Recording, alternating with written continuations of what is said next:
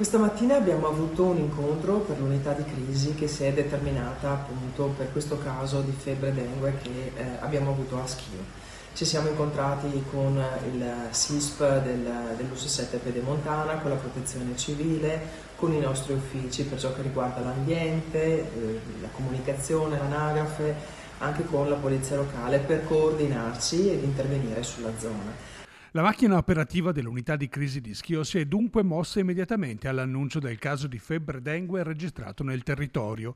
Cresce l'attenzione sul fenomeno con l'aumentare degli episodi a livello nazionale. Registrato il sesto caso di morte avvenuto a Latina per un uomo di 86 anni. Il paziente scledense risulterebbe invece in buone condizioni di salute, ma per lui, come previsto dal protocollo regionale per la gestione delle arbovirosi, è stato disposto l'isolamento domiciliare. Si tratta di un cittadino rientrato dall'estero.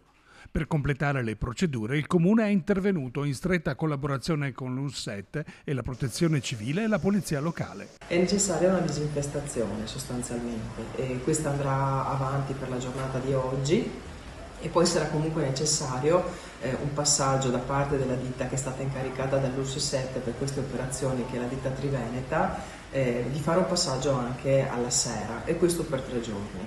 Dopo si verificherà se effettivamente l'intervento fatto è stato efficace. Interessate in particolare le vie Ragabassa, Calabrine, Vaiselle e Strada Masetto. In 5 province del Veneto nel frattempo sono scattate le restrizioni sulle donazioni di sangue disposte dal Ministero della Salute. In via precauzionale verrà effettuato un test genetico che rileva la presenza di virus. Per tutti i cittadini si rinnovano le abituali raccomandazioni per evitare ristagni d'acqua. È tutto sotto controllo, chiediamo ovviamente alla popolazione, perciò di quelle aree, di essere assolutamente disponibile e collaborativa.